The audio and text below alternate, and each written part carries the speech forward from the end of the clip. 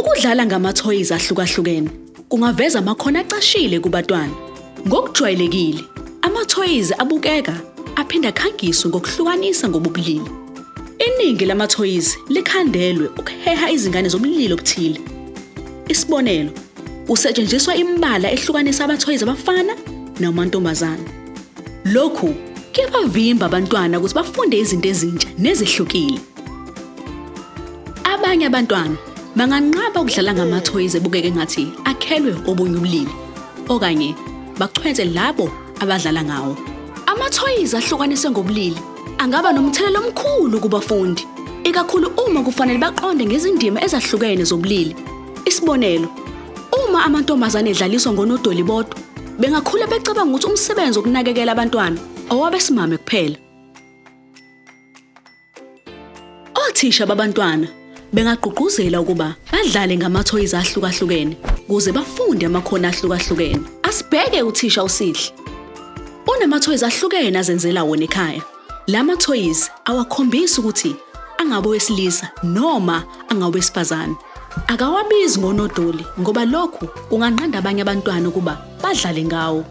Usebenzisa izindwangu, amabhokisi ephepha nezinto zokwakha zemvelo ezivumela izingane ukuba zidlale zikhulise amakhono. Enye yezindlela zokubuka izinto ngale kokunaka ubulili bazo.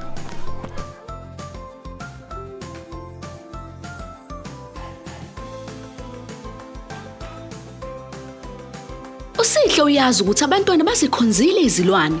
Ngokusebenzisa ama-toys ezilwane endabeni exoxwayo, ukhuthaza abantwana ukuba badlale ndawonye.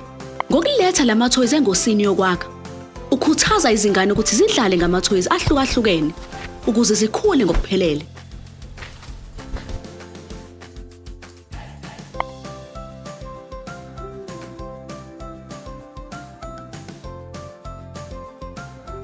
Abantwana bangaba nenkolelo yokuthi abafana yibona kuphela abadlala ngezimoto nokuthi amantombazane adlala ngonodoli. uSihle uphosela inselele lezi zinkolelo ngokubuza izingane ukuthi ikhona kuphi abacabanga ukuthi kuyiqiniso.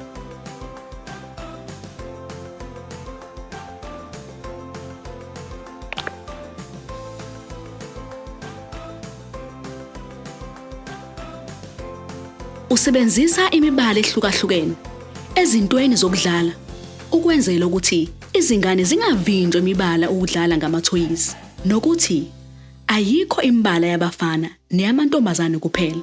Wonke umuntu unelungelo lokukhetha noma ngabe imiphi imbala ayithandayo.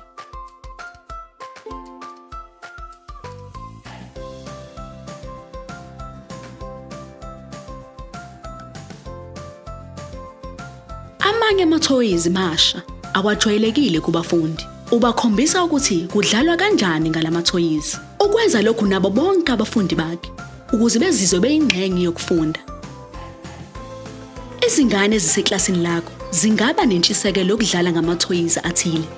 Abanye bathanda ukudlala ngezimoto, abanye bathanda onodoli, abanye bakuthanda kokubili lokhu, kanti abanye bathanda ukudlala ngezinto ezahluke kakhulu kunabanye.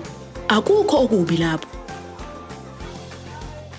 Othisha bangakhuthaza izingane ukuthi zizikhethele izinto zokudlala ezinhlobonhlobo nokubanikeza ama-toys amaningi abazokhetha ukudlala ngawo nazothuthukisa amakhono abo.